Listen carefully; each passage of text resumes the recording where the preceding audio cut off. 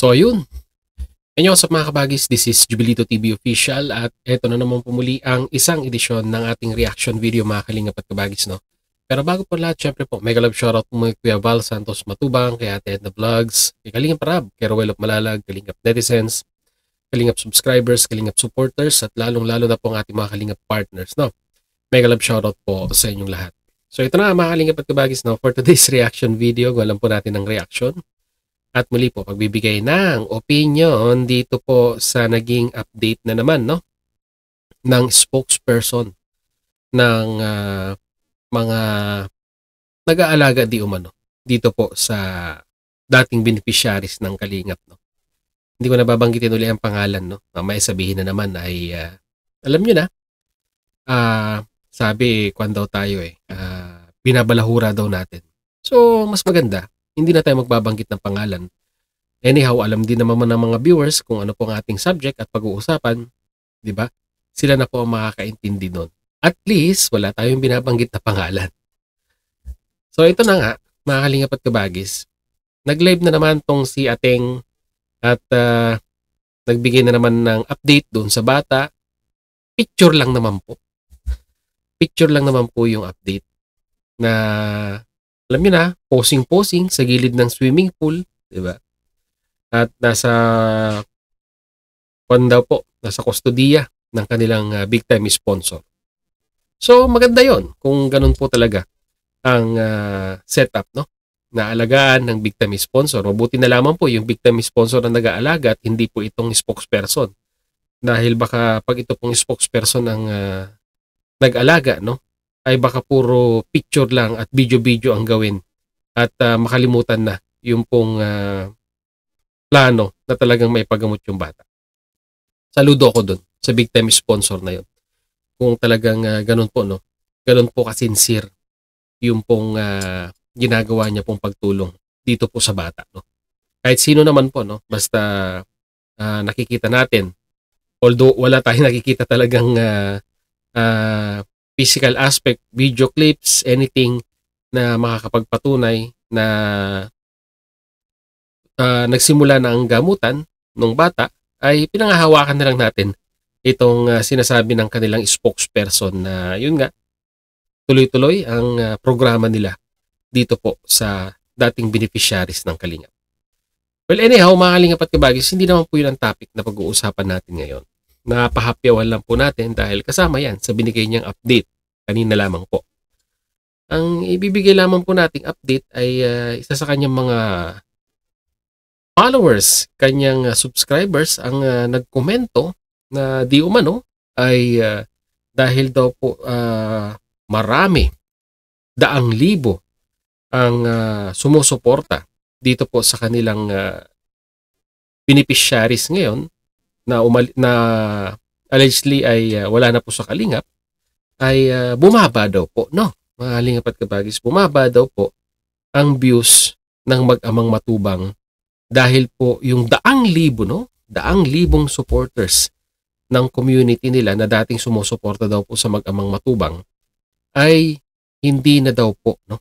Hindi na daw po nanonood or sumusuporta sa mga video upload ng Mag-amang Matubang, no? Well, grabe naman kung ganun po, no? Nakakalungkot in the first place dahil bakit ganun ang nangyari? Dahil po ba sa mga issue na pinapapalooban ng nanay at pinapapalooban ng mga sponsor na nasa likod ng nanay ay doon po nanamlay ang inyong pagsuporta sa Kalingap? Kung ganun din lang po ang style ng pagsuporta, ay masasabi po natin, no, na hindi po solido or hindi po solid ang pagsuporta po ninyo sa programa ng Kalingap. So ibig sabihin ay yun lang, no? Yun lang ang sinusuportahan ninyo.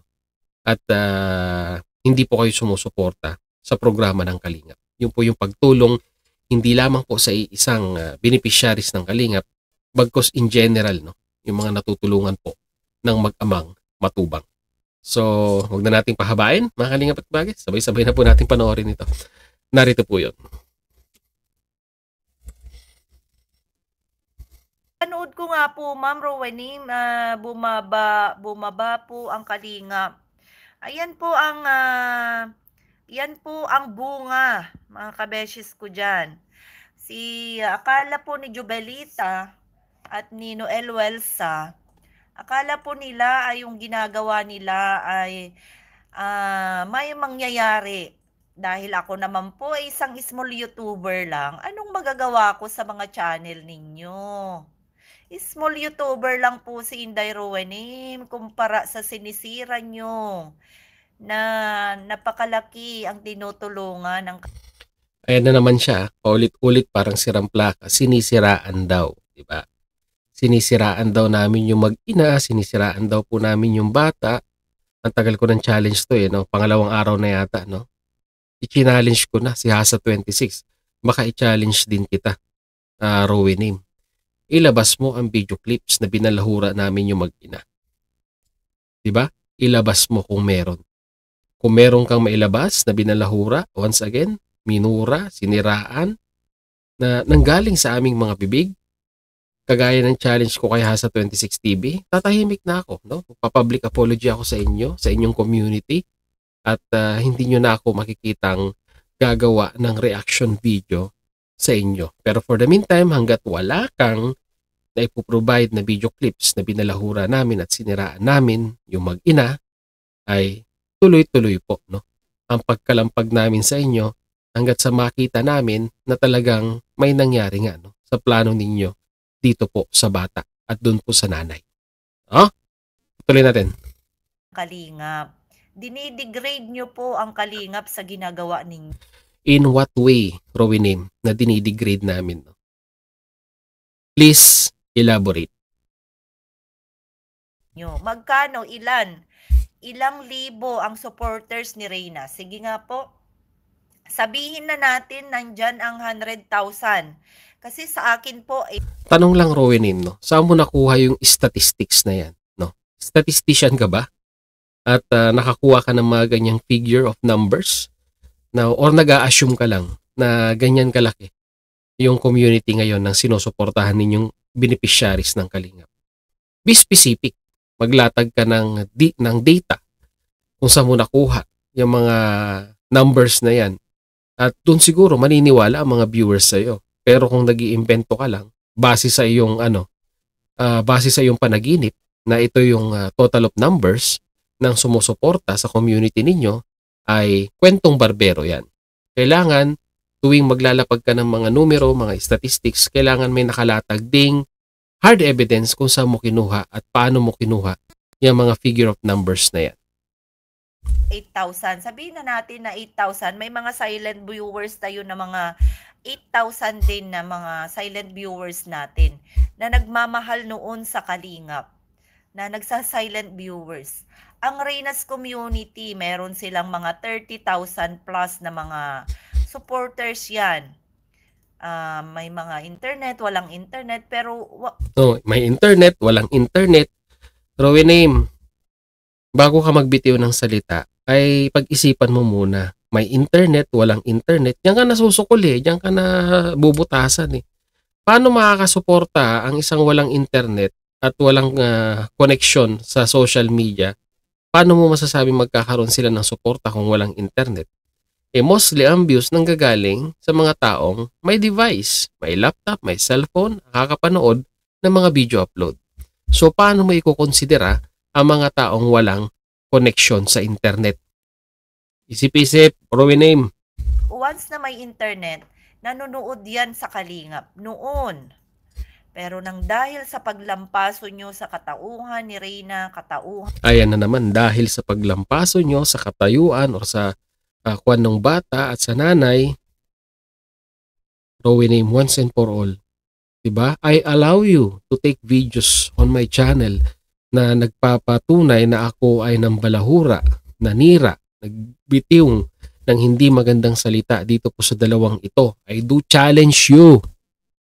Ilabas mo. At kagaya na sinabi ko kanina, pag nailabas mo yan, mananahimik na kami. Diba? Huwag i-generalize ang mga bagay-bagay. Mag-pinpoint ka, pangalanan mo. Huwag yung banggit ka lang ng banggit ng pangalan na wala ka namang pinoprovide ng mga hard evidences na technically or literally na binalahura namin yung pong tinutulungan ninyo. Kailangan may ebidensya. Ni Melanie, katauhan ni Rowena, katauhan ng kung sino pa diyang nagmamahal kay Reyna. Ano? Kasi pag sinabi nating binalahura, siniraan, di ba? Nandyan na yung nandyan na yung mga foul language na binibitawan, mga derogatory na pananalita na nakakasira sa pagkatao ng isang individual. Ganun po yung pambabalahura. Yung po yung technical meaning ng salitang pambabalahura. Pero hanggat ang mga terminology ginagamit ninyo sa pagre-reaction is just questioning, di ba? Criticizing, di ba? Ay sa tingin ko po hindi po yun pasok sa banga para sabihing binabalahura. It is a part of reaction sa ating mga content creator to criticize kung ano po yung napapanood, napapakinggan at na-analyze nila sa mga bidyong ina-upload ninyo. Matatalino ang mga viewers kaya hindi mo pwedeng sabihing papaikot-ikutin mo lang sila sa mga salita na pambabalahura, paninira, and so on and so forth. Hindi mo mapapaikot ang mga viewers. Mas matalino pa ang mga viewers kaysa sa mga content creator na katulad natin.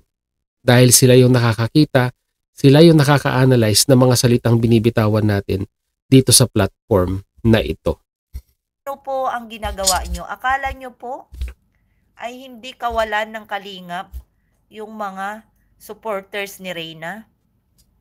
Parang pinapalabas niya ngayon dito na malaki ang losses sa views at numbers ng mag-amang matubang sa kanilang mga video upload dahil nga daw po napakalaki ng community nila na dating sumusuporta sa mag-amang matubang. At base doon sa binasa nung nag-comment kanina ay mababa na daw po ang views ng mag-amang matubang. So tingnan natin, no? Mag-present tayo ng Mag-present tayo ng hard evidences na kung saan ay totoo ba ang sinasabi ni Rowena na bagsak na ang channel ng mag-amang matubang. Tingnan natin. Di po ba, mahalingap at kabagis, no? Tingnan natin. Simulan natin kay Kuya Bal Santos Matubang. Pasok tayo sa social blade, syempre. At least ito yung the social most reliable platform na pwede po nating makita na kung saan ay titignan natin sa analytics kung talagang si Kuya Bal ay naapektuhan noon pong noon pong hindi yung pagbaba daw ng views di umano dahil hindi na po sumusuporta yung community nila, mga kalingap at kabagis, no? So tingnan natin yung graphs, no, mga kalingap at kabagis, no? Ayan, no? For the month of starting ng January, June ba to? Hanggang September, mga kalingap at kabagis, no?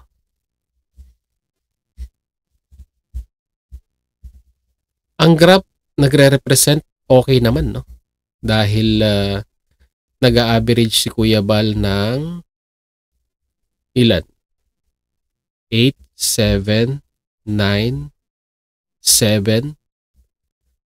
Ito paakyat na naman this month of September. Nag-a-average si Kuya Bal Santos Matubang ng 7 million views kada buwan. Rowena. Ayan, no? Nag-a-average siya ng 7 million views kada buwan. So, paano mo masasabing bumaba ang views? To be specific kay Kuya Bal dahil ito yung tinitignan natin. O, sa number of subscribers naman, starting from January up to September. From January up to May, consistent. Bumaba lang ng konti. Nag-a-average siya ng from January to May, nag-a-average siya ng mga 20,000 subscribers. Bumaba ng konti ng May. Ayan. September 2021 pala to. So, dito pala tayo. Sorry naman. Simula ulit tayo sa number of views. Mga kalingap at kabagis, no? So, from January, ito, 2024, Ayan, 4 million, 4 million, 7 million, 4 million, 4 million, 6 million. Let's say, nag-a-average si Kuya Bal Santos Matubang from January up to September 2024, nag-a-average siya ng almost more than 2 million views. No? More than 2 million views. Hindi naman 2 million. 4 million views. Mga Kalingap at Kabagis. No? Nag-a-average si Kuya Bal Santos Matubang ng average of 4 million views kada buwan sa kanyang YouTube channel na nagkaroon ng peak na 7.8 million views ng around June or July. So, wala tayong nakitang pagbaba dito, mga Kalingap at Kabagis. Pasok tayo sa number of subscribers from January 2024. Consistent. Nag-a-average si Kuya ng 20,000 subscribers kada buwan ang pumapasok sa kanyang YouTube channel. So, nasaan? Nasaan yung kwan? Nasaan yung pagbaba dito? Ha? Rowie Name? Nasaan yung pagbaba at hindi pagsuporta ng mga supporters ninyo dito kay Kuya Bal Santos Matubang? Yun yung tanong dito. Lalong-lalo na siguro pag pinuntahan natin yung channel ni Kalingap Rab. Di po ba? Punta natin yung channel ni Kalingap Rab. Dito pa lang sa graph na ito, napaka-consistent. Napaka-consistent. Punta tayo sa kwan. Punta tayo sa channel ni Kalingap Rab starting January, 2024. Starting ng January, 22.8, 24, 22, 26, 30, 27, 24, 28, and 25.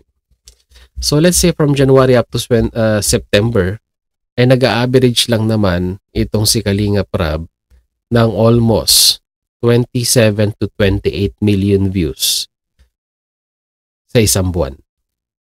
Wala tayong nakitang pagbaba. Pasok tayo sa number of subscribers ni Kalingap Rab from January. 40, 40, 40, 60, 60. From January up to September, nag-a-average lang naman si Kalingap Rab ng 40,000 subscribers sa isang buwan. So, walang nalagas, wala ring bumabang views. So, Rowie Name, paano mo nasabi na malaki yung impact ng hindi pagsuporta ng community ninyo sa Mag-amang Matubang at wala nang ganong nanonood? Kung ganun din lang naman po yung average na nakikita natin sa Social Blade na consistent at hindi po nagbabago. Kasi kung tutuusin, kung sasabihin ninyo na hindi po sumusuporta ang community ninyo ngayon sa Mag-amang Matubang, ay makikita natin na meron pong significant decrease doon po sa channel at views ng Mag-amang Matubang. Pero wala po tayong nakikita, no, mga Kalingap at Kabagis. So far, wala po tayong nakikita. So, ibig sabihin, yung hindi ninyo pagsuporta na sinasabi mo ay hindi nakakaapekto sa channel ng Mag-amang Matubang, no, mga Kalingap at Kabagis, no. So, pagpatuloy po natin ang sinasabi at pakinggan natin ang sinasabi ni Rowie Name dito. Akala nyo yung paghuhurumentado nyo dyan, kunwari promote nyo ang Kalingap, ay hindi po naaapektuhan ang mga viewers nyo. Apektado po. Kami na small YouTubers lang, ayos lang, nasanay na kaming small nasanay na kami na maliit. Ang kita, may kita man o wala, ayos lang. Pero ang ano kasi namin dito ay yung pagmamahal namin kay Reyna. Bonus po na nagkaroon tayo ng may mga nagtitiwala sa atin bilang small YouTuber na may nagkaroon sa atin or may nag-trust sa atin ng mga sponsor. Na yan ang gusto nyo hanggat maari gusto nyong buwagin. Kasi nung nasa kustodiya pa ng Kalingap, yung beneficiaries nyo ngayon, ugali nyo na noon yan, di ba? Na yung sinasabi mong dumadaan through channel sa inyong, ginagamit ang inyong channel para pagdaanan or pagdaluyan ng blessing, no? Kung tutuusin, dapat direkta yan. Doon po sa tumutulong, no? Bakit kailangan pang dumaan sa inyo? Yun lang naman ang katanungan dyan, no? Pwede namang dumirekta ang sponsor doon sa mismong vlogger na tumutulong, no? Bakit kailangan pang i-channel sa inyo yung mga tulong na yan? Siyempre, para pag nagbigay yung sponsor sa inyo, damay ang channel ninyo na makikilala at ma-acknowledge, no? Yan lang naman ang main purpose dyan, no? Mga kalingap at kabagis, para makilala. Alam kasi nila na viral itong dating beneficiaries ng kalingap, kaya iniisip nila, lalong-lalo na itong si Rowinim, na mapapaviral niya rin sa channel niya itong si Rina. Which is, tignan natin. Wala nung kinontent hanggang ngayon, ay hindi niya naman napapaviral, no? At yung takbo ng kanyang channel, no, ay tingnan natin. Silipin na rin natin. Total, nandito na tayo sa Social Blade. Tingnan natin kung ano ang naging significant impact ng pagkuha ninyo sa dating beneficiaries ng Kalingap. Kung nagkaroon ng impact sa channel mo, no? Mga Kalingap at kabagis. No? Ayan. Starting from January. Nako. Laki ng no? Parang bundok ang graph ng channel ni Rowinim. Starting from January, February, nag-start siya ng 23,000 views, no? Tapos naging 74,000 views ng around February, March, mga ganyan. Pataas oh. 300, 500, 768, hanggang sa nagkaroon siya ng issue sa Laban Ubawi, na issue ay bumaba na po ng bumaba hanggang sa pinaka-lowest peak na 229 total views noong kasagsagan ng issue niya sa Laban Ubawi. So ngayon medyo umaangat na naman kasi nakakapag-update siya, no, ng mga picture-picture, no, noong dating beneficiaries ng Kalingap. Kaya medyo, syempre po, no, ang mga tao, kanyan, punong-puno ng curiosity yan. Kaya napapapasyal at tinitignan yung mga video upload niya dahil syempre nga naman puro thumbnail ay ito pong dating beneficiaries ng Kalingap. Syempre makikurious yung mga viewers, no, mga Kalingap at kabagis, no. Ganon din naman sa subscribers niya, no. Ganon din. Ito nakakalungkot dito, no. Nag-akma din yung graph ng kanyang subscribers doon po sa graph ng kanyang views, kaparehas. Na ibig sabihin, nung kasagsagan ng issue ay lumagapak ang kanyang channel na to the lowest point na nag-average lamang po siya ng 500 subscribers kada buwan. Ngayon, ang hirap niya ng paangatin. Tignan niyo po itong graph na to. Hirap na siyang umangat. Kasi nga po, yung pong mga viewers, mga Kalingap at kabagis, ay namumulat na, no, sa katotohanan at sa, alam niyo na, information na ibinibigay namin at sinishare namin na pawang nangungolekta lang naman po kami ng mga datos na available dito po sa platform na ito. And at the same time, yung mga datos na sinishare ng mga concern ng mga Kalingap netizens regarding po sa beneficiaries nila na tinutulungan, na dating beneficiaries po ng Kalingap. So, yun, no, mga Kalingap at kabagis, no, Rowinim, no, huwag mo sabihin na malaki ang naging impact ng community ninyo dito ngayon sa Mag-amang Matubang at sinasabi ninyong mababa na ang views ng Mag-amang Matubang dahil yung community ninyo ay hindi na sumusuporta. Statistic shows sa Social Blade na consistent at hindi nagbabago ang number of views since January ng Mag-amang Matubang, Kuya Bal Santos Matubang at ni Kalingap Rab. So wag tayo masyadong assuming sa mga bagay-bagay, lalong-lalo na, no, pag hindi po natin pinag-aaralan yung data at hindi natin ina-analyze yung mga binibitawan nating salita bago tayo humarap sa camera, no. Kasi pag nabutasan yan, tulad yan, ina-analyze natin, naging consistent naman at walang pagbaba. So anong isasagot mo dyan? Na hindi namin pinatutuhanan yung sinasabi mong malaki ang epekto ng community ninyo at bagsak ang views ng Mag-amang Matubang. Which is hindi naman totoo. So anong kwan doon? Ibig sabihin nag-iimbento ka lang ng kwento? Yun lang naman mga kalingap at kabagis ang ating pandito kay Rowinim. Huwag mag-imbento ng statistics dahil ang numbers ay nandyan lang. Readily available dito po sa internet at pwede po nating i-search. Pwede po nating i-analyze kung talagang may pagbabago o wala. Dahil kung solid na sumusuporta ka sa mag-amang matubang sa programa ng Kalingap, ay hindi lamang iisang individual ang susuportahan mo. Bagkos ang susuportahan mo ay yung programa ng Kalingap. Which is, sabihin na naman natin na sa daang libong allegedly supporters ng community ninyo, yun lang po, no, ang naibibigay ninyong pagsuporta sa isang individual. Mag-real talk po tayo dito mga kalingap at kabagis. Ibig sabihin, hindi po authentic yung pagsuporta ninyo sa programa ng Kalingap. So ano sa tingin ninyo mga kalingap at kabagis? Tama si Rowinim o tama ako? Ilagay niyo po sa ating comment section mga kalingap at kabagis. So yun, muli maraming salamat ng mga kalingap at kabagis at muli po nasamahan niyo po si Jovelito TV Official hanggang sa dulo ng ating reaction video ngayong araw na ito. At muli po, papaalala po ang inyong host sa mga hindi pa po nakasubscribe sa channel ni Kuya Val Santos Matubang at Edna Vlogs Kalingap Rab, Roel of Malalag. Suportahan po natin ang kanilang mga YouTube channel. And at the same time, muli po naglalambing din po ang inyong host sa mga hindi pa po nakasubscribe sa channel ni Jovelito TV Official ay pakihit naman po ang subscribe button at ang notification bell para maging updated pa po kayo sa mga darating nating reaction videos. Ganon din po, pakilike na rin po pag nagustuhan nyo ang ating reaction videos for today. So hanggang dito lang mga kalingap at kabagis. Once again, this is Jovelito TV Official, proud member po ng Team Cos at ng Karepa Year 2024. As I always say mga kalingap at kabagis, peace, God first, God bless po. Bye!